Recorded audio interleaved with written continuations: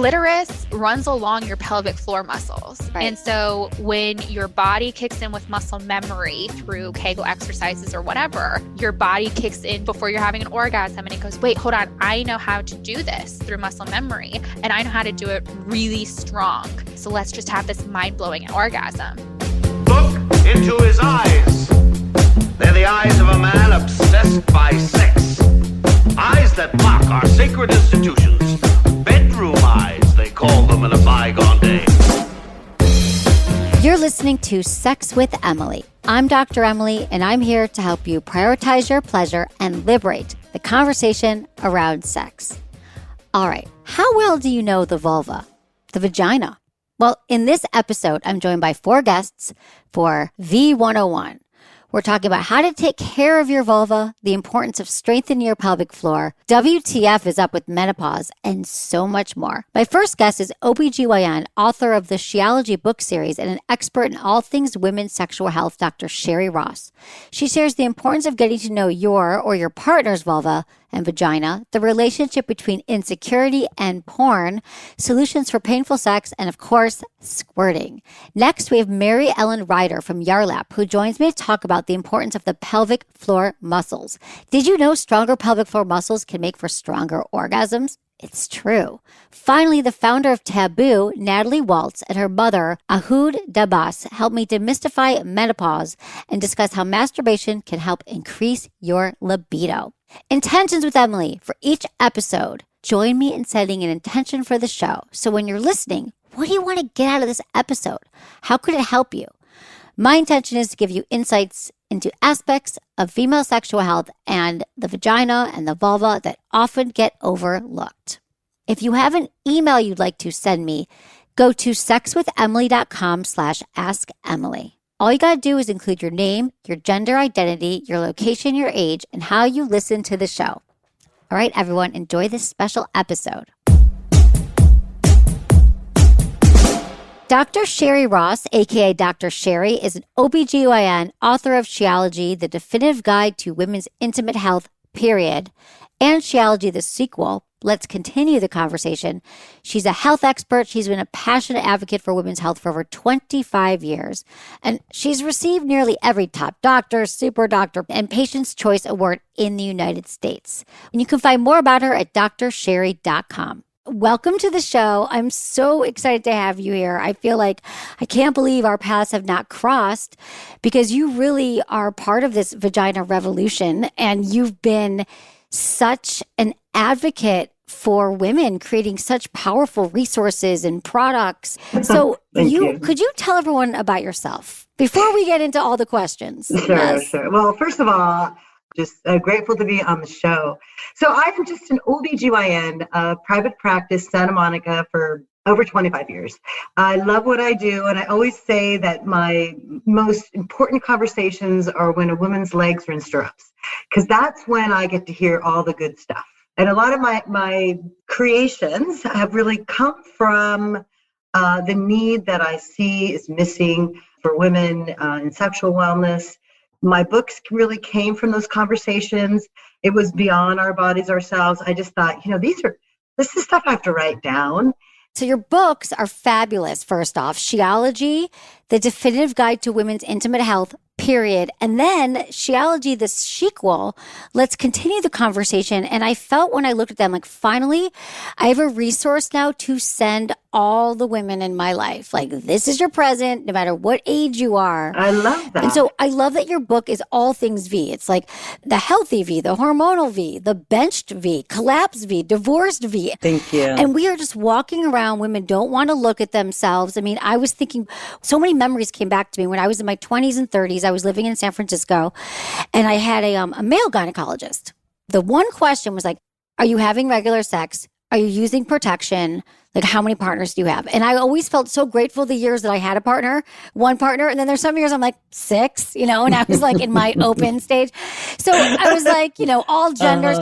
But I felt shame. And even just that one question was just like, okay, can we get past the part about my sex? I don't want you to think I'm sexual. But his hands are in my vagina. So it's just like we don't, and I always say this on my show, we don't want to talk to our doctors about our vaginas. We don't talk to our friends about it. We don't even want to take a look. right? So you really get women to not only take a look with a mirror, but you get them to really understand the importance. It's so empowering to know your vagina and to understand it and to keep saying the word, you know? That's right. I mean, she's our best friend. Like our BFFs, we have to nurture them. We have to get to know them and empower ourselves. And listen, it's a cultural issue that we are all fighting to stand arm in arm, do grassroots movements together, to change this conversation, because we are taking back our bodies slowly but surely. I love something that you said, and I think we should just start with the vagina in general. I've heard you say, treat your vagina like you would the skin on your face. And I thought, yeah, I would never use the same soap on my face. I don't even use my body soap on my face. But with the vagina, we just kind of skip over it. So what don't we know about taking care of our vagina? I always say this is a very delicate area of skin. There's sweat gland, there's hair follicles. And just women are confused how to take care of this area. So if you just use it as the same way you use special cleansers, hydrating creams and moisturizers that you do your face, that you would use on your vulva. And that's how we have to start caring and thinking about this very important, delicate area of our body. Right. And can I use my same products on my face or on my vagina? Or do you think we have to use different products? I think you sort of do, because it's all about the pH balance for so many things that we use there. So there's special products that are made for the face that may have retinol in it or different ingredients that you may not use on the vagina. And some of those products used on your face can also be drying. So, anything that's not cared for, moisturized, and cleansed can get dry. Dryness leads to itching, irritation, and painful sex. Problems exercising, shaving, lasering, whatever you're doing down there is drying out the skin. Yes, it's dry. It does get dry. It really does. I mean, you don't realize it, I guess, because we're not looking at our bodies. And you've looked at a lot. And I also love, people should check out your visual vagina library at drsherry.com. Yeah. I mean, you guys, if you want to know, you guys are often saying to me, I don't know what's wrong with you? I'm like, vaginas are like snowflakes. They're all different. And if you don't believe me, go to your website and look at it.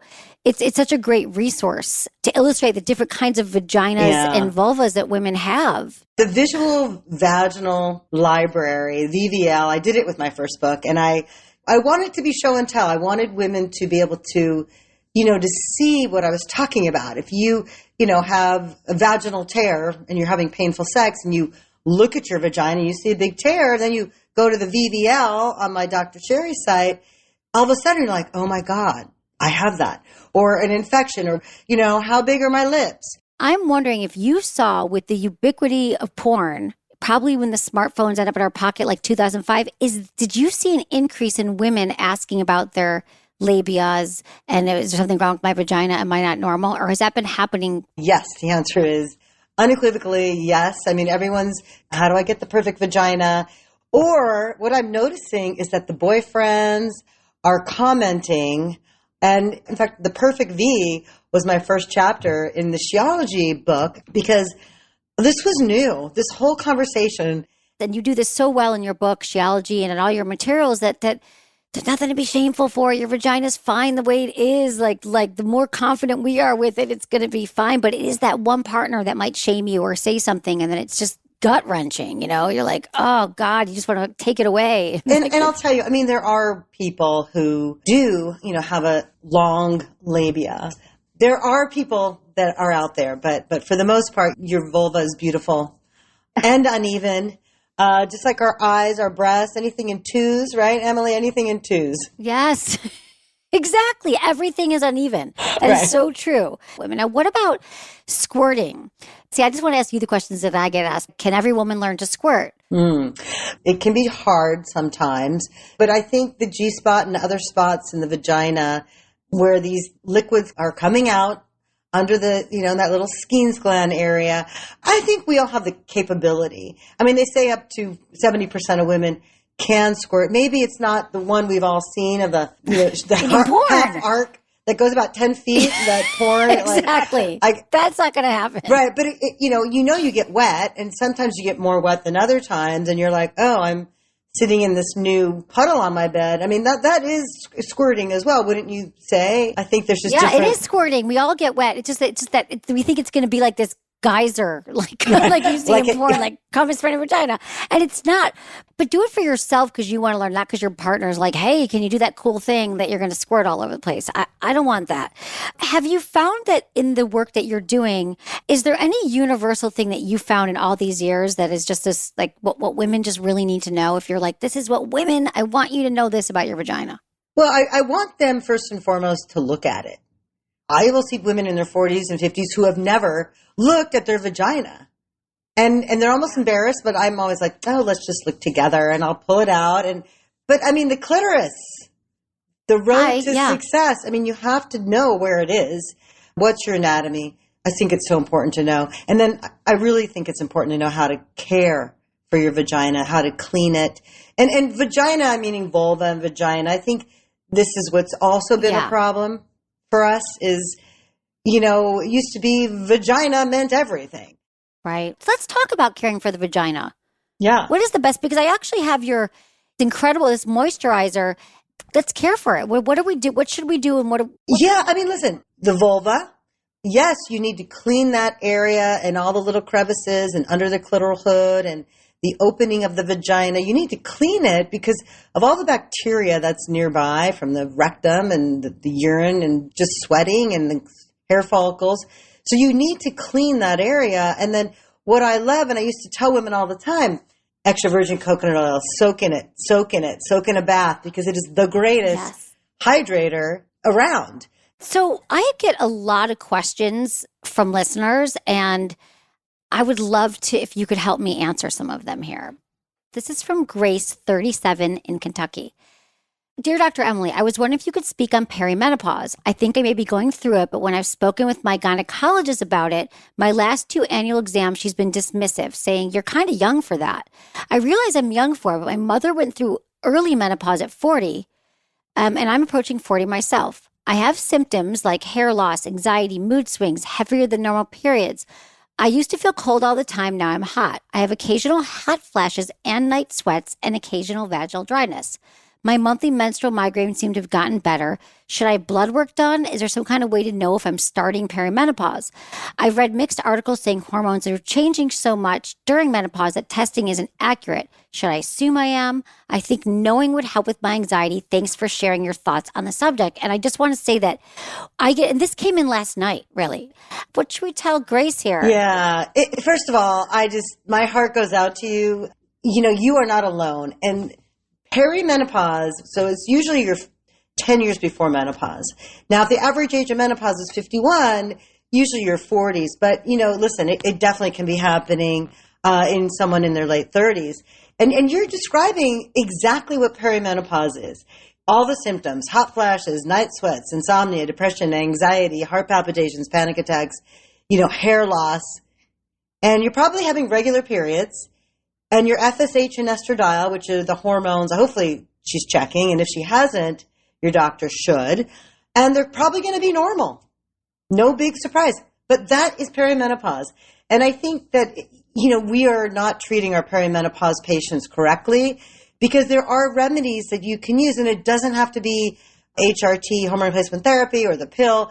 There's some great herbs that work so well and with science behind them for just these symptoms. So passion flower extract and chasteberry are amazing.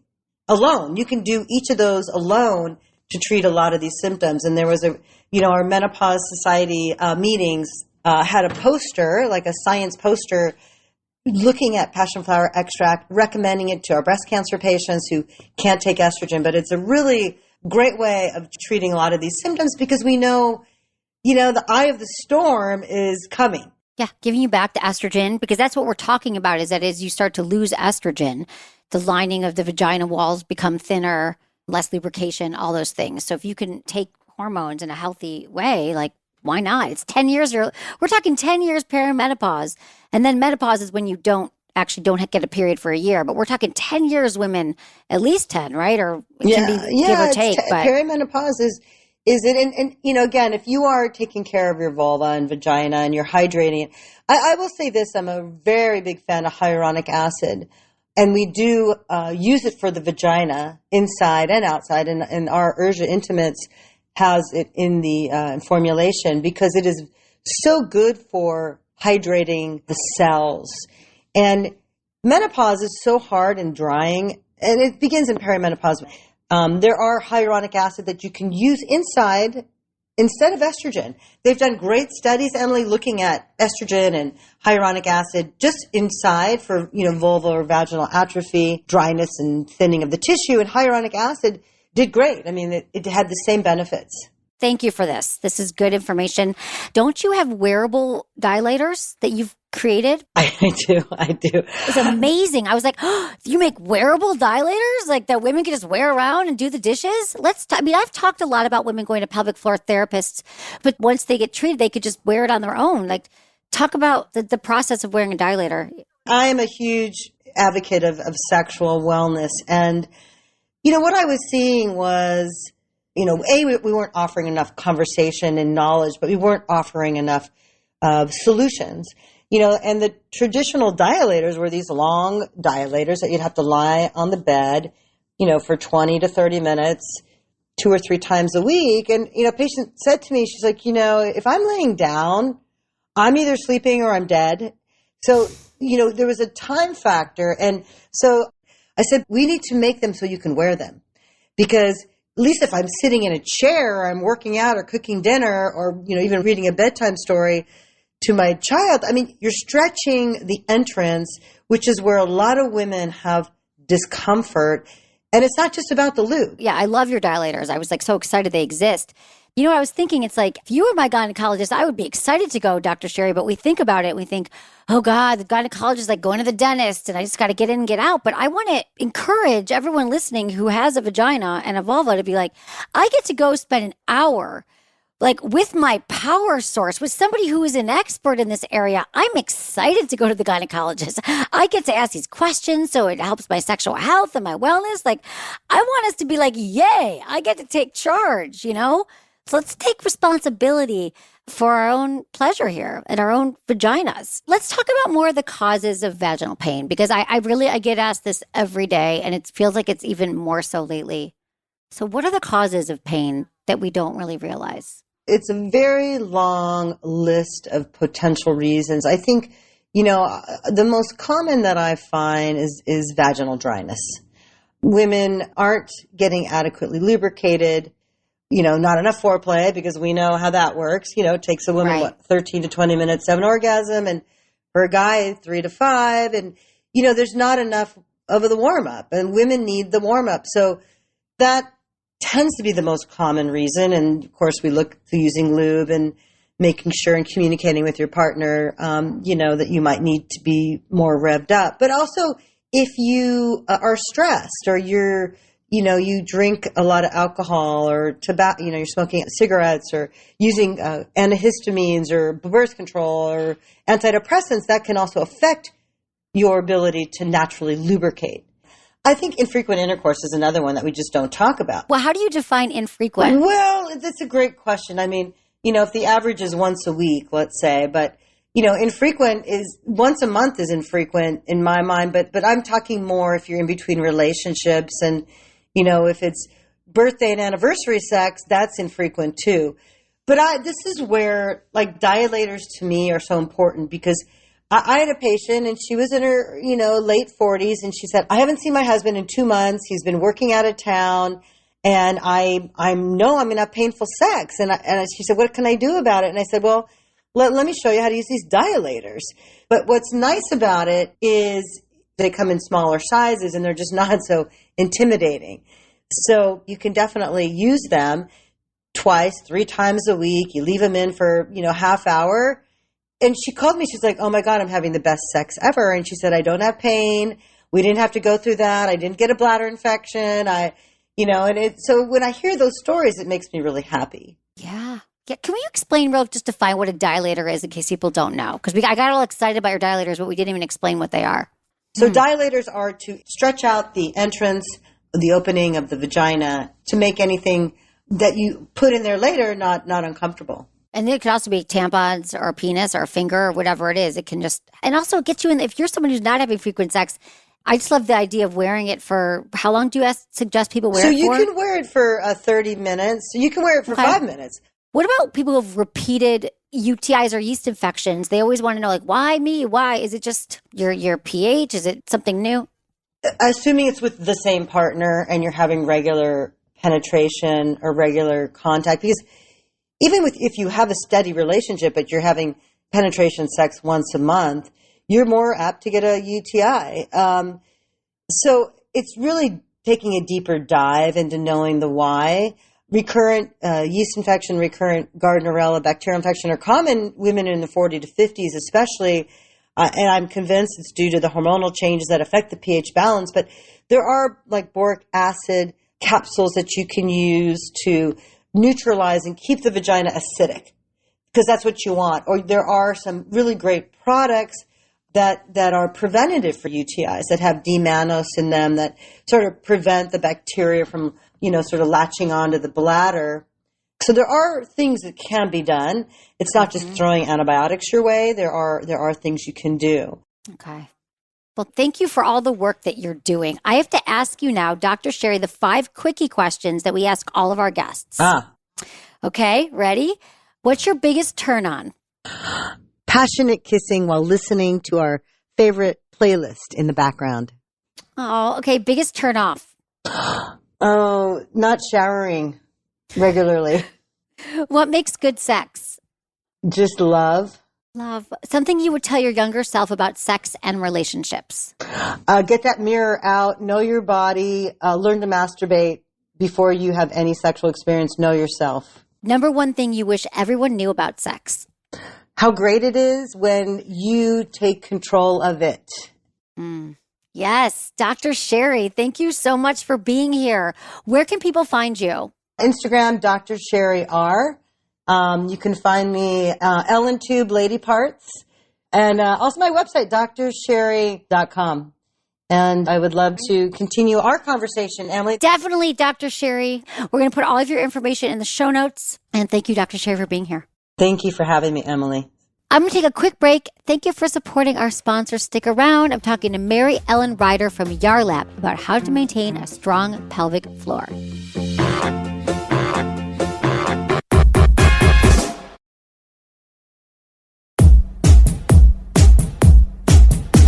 I'm so excited for my next guest, MaryEllen Reider. She's here to join me. She's the co-director of Yarlap, which you've heard me talking about for over a year.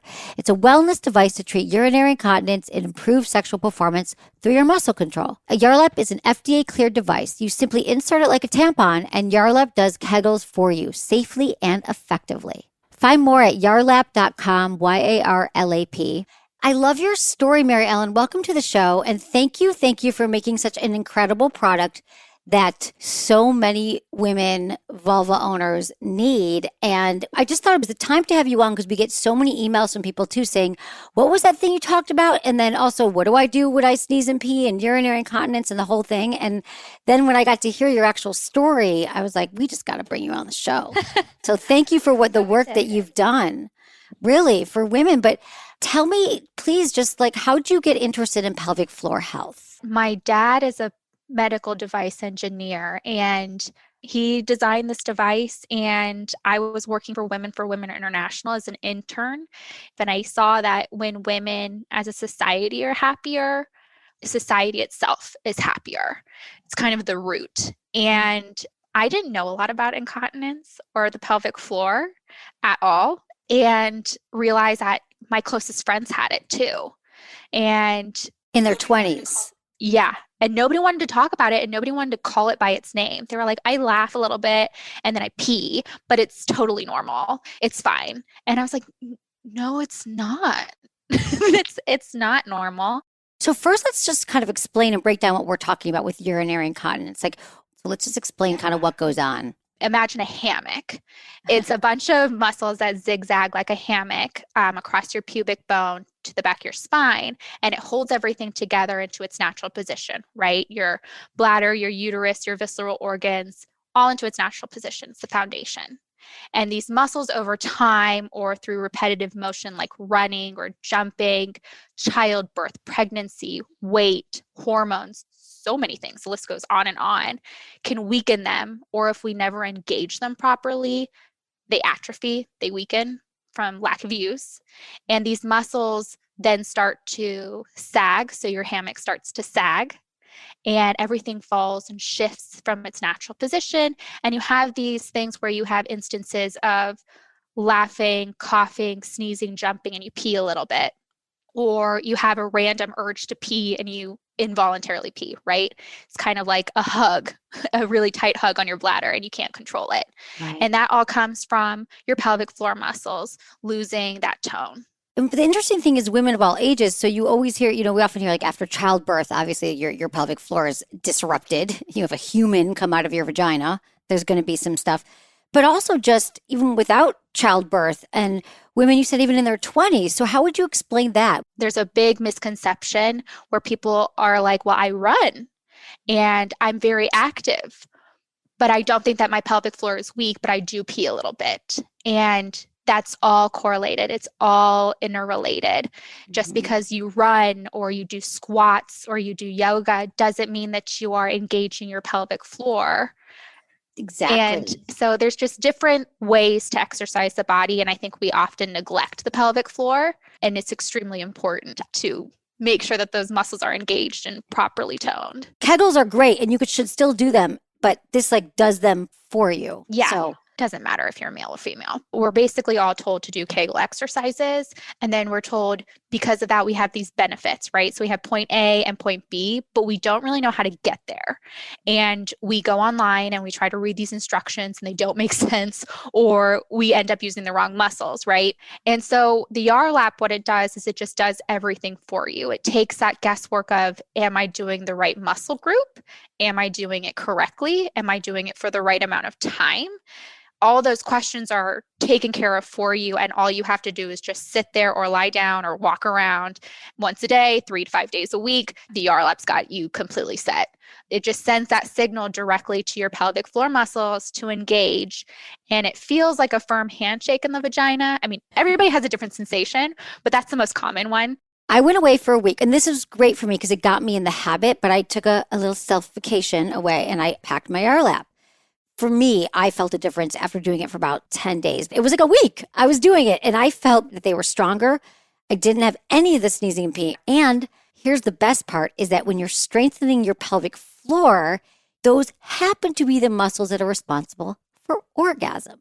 And you've probably heard this from reviews and stuff. My orgasms were stronger. Like sex was better. Masturbation, they were stronger, different. Is this what you hear from women? Yeah. Your clitoris is like an iceberg, right? So you only see like 20% of it in the bulb, but it runs along your pelvic floor muscles. And so when you're orgasming, you feel like a clenching, a pulse. That's your pelvic floor muscles. Right. And so when your body kicks in with muscle memory through Kegel exercises or whatever, like it does with the Yarlap, your body kicks in before you're having an orgasm and it goes, wait, hold on. I know how to do this through muscle memory and I know how to do it really strong and I know how to do it really well. So let's just have this mind-blowing orgasm because it's all interrelated. Yeah. You've seen studies about women like dragging bowling balls through their Kegels. Have you ever seen that woman? She like drags big objects. Like it's not like I'm bringing this like small little piece across the table. It's like I'm towing cars across like a rail line. She tows cars with her pelvic floor muscles that are very strong. So what I love about this device is that it's just, yes, I could sit and do my Kegels or I could wear a yoni egg and all the things, but this is just fast tracks and I want like quick results. That's the thing also why I'm obsessed because it doesn't take long. Just be consistent. Okay, so what about women with pain? Studies have shown that 80% of women are going to experience pain at some point in their life during sex, and some women it's all the time. Yeah.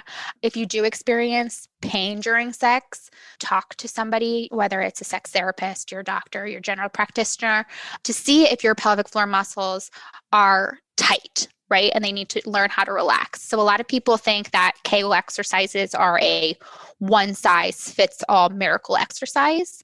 And that's not necessarily true. They're fantastic. I love them. But for people who have super tight pelvic floor muscles, clenching already tight muscles isn't going to do any favors. So the Yarlap does offer relaxation programs to teach your muscles to relax, but sex should not be painful. And sometimes those are big indicators that that pelvic floor muscle is tight.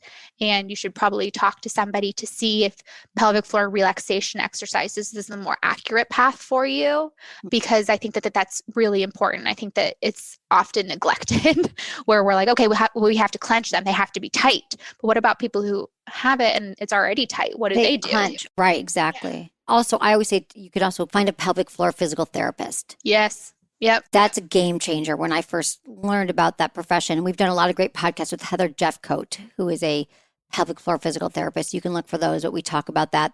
Listen, if you're experiencing pain during sex, that is not your lot in life. It doesn't have to always be painful. You don't have to suffer. I think that that's a big thing that women were kind of, or vulva havers or whomever, anyone has been basically told that this is like the cards that you're dealt with. And that's not true.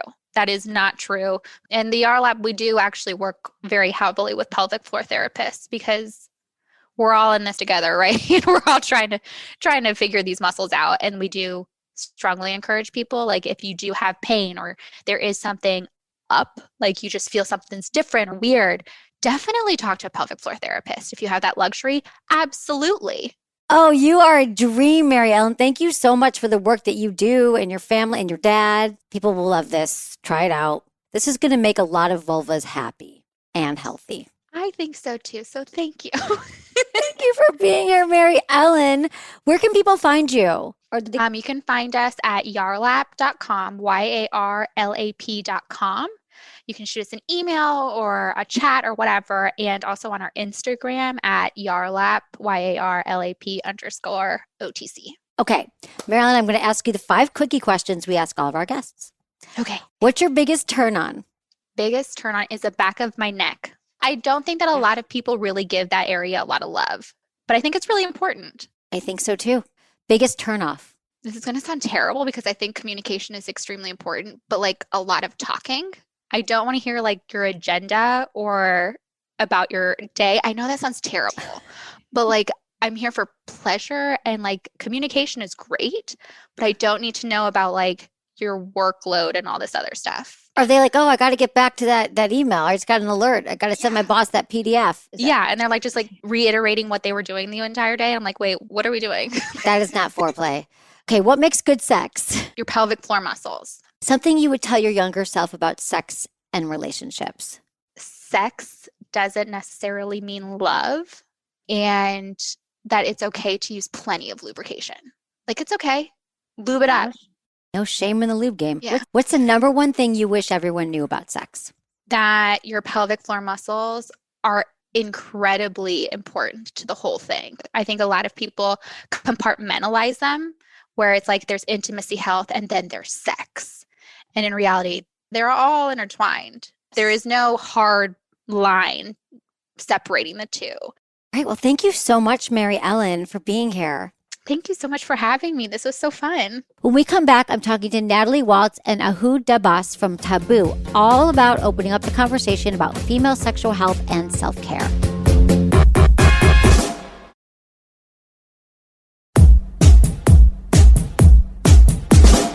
Natalie Waltz is the founder and CEO of Tabu, the first sexual wellness kit made for menopause. The kit features a lightweight, discreet massager and organic healing lubricant designed to help you confidently kick off and maintain your sexual wellness routine. Natalie was inspired to create the product after a conversation with her mother about sex and physical and emotional changes that take place during menopause. Natalie's mother, Ouhoud Dabbas, is also on the show with us. Not only was she the inspiration for the company, but she's also a mother of 4 and currently studying at the University of San Diego. You can find more at heytabu.com. That's HEYTABU. I'm so excited that you're both here. Let's talk about Tabu because it is a beautiful sexual wellness kit made for menopause. And I know you were inspired to create this product after a conversation with your mother. So, welcome both to the show. Can you just walk me through this conversation? Absolutely. It's not a conversation I ever expected having, but it was actually started off by an old friend of mine reaching out to me to tell me about a conversation she had with a friend of hers who talked to her mom about menopause. It was so removed from me, but she was really struck by the sexual health side effects. Things like 90% of women can experience pain or discomfort during sex, so much so that 50% just stop being sexually active altogether in their 50s. And these numbers were so big, they really caught me off guard. And I tell people, I truly don't know what came over me, but I hung up the phone and I texted my mom. And I said, hey, do you or your friends have pain or discomfort during sex? I still have the screenshots of these text messages because it was just like ha-has for days. And when we got through all of those ha-has, we had a really sobering conversation. You know, she knew exactly what was happening to her body, admitted it wasn't just physical, but deeply emotional, really affecting how she feels about herself and her relationship with my stepdad. And I was quite stunned. You know, not only did it dawn on me that this was the first sex talk I've ever had with my Middle Eastern mama, like she was born in Syria. This isn't table talk for us, but I do talk to her at least once a day. And I was troubled by the fact that she had no idea, or I had no idea rather, that something so meaningful was happening. And you were 30 at the time, right? Or you're 30? I was 30. This was last year. Last year. Wow. So okay. Ouhoud, what were you feeling when you got that text? Well, you can imagine. I thought, oh my gosh, she must have either fallen on her head or she's drinking. Like, what kind of text is this? Like Natalie said, it's not a conversation we've ever had. And the best way I can describe it is, you know, when you hear that song that just says exactly what you're thinking, but you just can't, like you've never said those words out loud. And it almost like it was a confirmation of so much that I was feeling, but never had spoken about, you know? And so she literally just opened the door for me to have those conversations. Yeah. Well, that's really brave. I love that you guys had never talked about sex before. So it had never come up? Not once? No, I mean, to be totally transparent, my boyfriend and I moved in together and that was an issue. And we're engaged now and mama still pretends like we don't sleep in the same room. So we don't talk about sex. What I love about your product is it really is so beautifully designed and it's such a great ease of use. I have it right here. I love that it's warming. It feels good. It makes you feel okay with yourself, that you're just going to take some time to get to know your body. Can you talk to me about the process of creating Tabu? Because I hadn't seen anything like this in my 15 years. How it happened was really that there was that initial text exchange and some phone calls with my mom. And then that quickly precipitated into a focus group that we had at her house with a bunch of girlfriends. It was this big, beautiful room full of women, many of whom were not born in this country. And their first and only sexual partner is their husband of many decades. And they were of the mind of, I don't care if you're feeding me, you know, I don't talk to my husband about this. I don't talk to my doctor about this. Like, I'm not going to talk to you about this, you know, like I consider these ladies my aunties. But it was kind of like anything, when you create a safe space and somebody starts to share, it was as though the floodgates had opened. And it's funny how so often we're talking about vaginal dryness, but then we get into what it means to be a woman and what it feels like to be a woman in your post-fertile years, and how brands treat you, how your relationships treat you. And so it was so much bigger than perhaps like the physical manifestations of symptoms. And I remember feeling at that moment that I don't know what nerve we've struck, but there's something really special here, and I just have to learn more. So I started talking to anyone and everyone I could get my hands on. But what was really fascinating on the treatment side were what providers were recommending to women, and either in concert with hormones or instead of. And so what I heard over and over again was the phrase, use it or lose it. All these providers telling women that regular sexual activity was a way to both treat and prevent many menopausal symptoms like vaginal dryness, atrophy, incontinence, low libido, you name it. And that meant that these providers I was talking about were telling women to go out and buy a vibrator, lubricant, and kind of think of sex differently. Think about it in terms of introducing it into their overall wellness routine. And I thought of my mom, and I thought of that room of women. Like, my mom still can't say the word vibrator out loud. It's uncomfortable for her. So she's just not going to do that. And so that's kind of the challenge and opportunity we saw with Tabu, was could we create a brand and a product experience that really celebrated and honored sexual wellness as we age, with products and services that feel more akin to what you would expect from like a high-end skincare brand than a sexual wellness company. And we created this sexual wellness kit. And what I think I like most about it is that educational component. So we just don't give you the tools and then walk away. We give you a detailed guide of why it's important, how it's connected to your health. It's really unique because it's a massager and it warms. Can you talk about the decision to have it warming? Like, how did you figure out that this is what we needed? Because we do. Absolutely. The reason between the warming system was to help stimulate blood flow. And that gets harder as we get older. Yeah. This is half, almost maybe more than half the population are going to go through this menopause, perimenopause, but it still is really, really taboo, if you will, which is TABU is your product. But I love that you're just taking all the shame out there. Ouhoud, what do you feel about this? In the past, it's been when you go to the doctor and you become at that age, there's that conversation of, well, you're just at that age. This is what happens when we get old, that you just got to accept this is part of aging, and to understand that there's a fix it. There's a way to go around it. Right. I think that conversation shift is so important, and it will take a lot for people my age and a little bit older to change mindset on it. But I think it's happening slowly. I love that. What I found with my friends is that eventually it comes, because it's me, so everyone talks to me about it, everything. I'm the open thing, but really it's like they've tried hormones or they haven't, or sex hurts, or they have dryness, they have pain, they have low desire. What am I missing? Night sweats, weight gain. And yes, you can attribute to perimenopause or menopause, but I hear from women too in their 20s and 30s who are having pain. They have low desire. And so having this conversation, I think we need to have it with women of all ages, but it does definitely change a little bit more intensely whenever you start menopause, early 40s, and it can go on for, I love that they're like, it could go on for 10 years, 15 years. Yeah.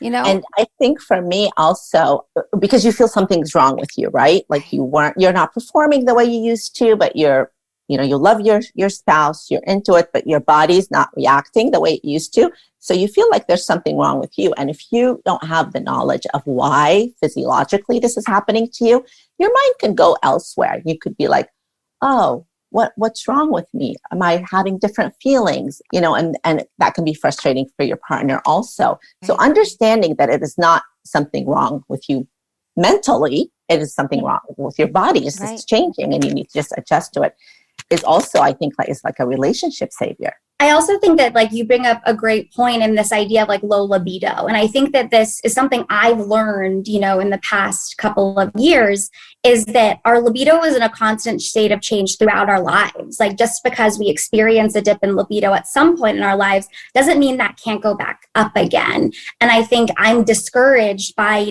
girlfriends of mine who are not even in their 30s yet, who go see their doctor about low libido, and the first thing they prescribe is a shot they take before sex, rather than things like masturbating, to increase libido. And it just seems odd that we would jump to those types of solutions before just using the thing that comes so naturally to our bodies as a way to help, change the way that we're experiencing desire, or how, prevalent desire is in our everyday lives. I want to talk about we're reconnecting to our bodies, because maybe we never were really connected. Maybe we never masturbated. Maybe we were in a relationship and we just wait for our partner to initiate. So this is really a tool to help women just reconnect, even if it's for the first time, and just to kind of explore in a way that feels safe. Yeah.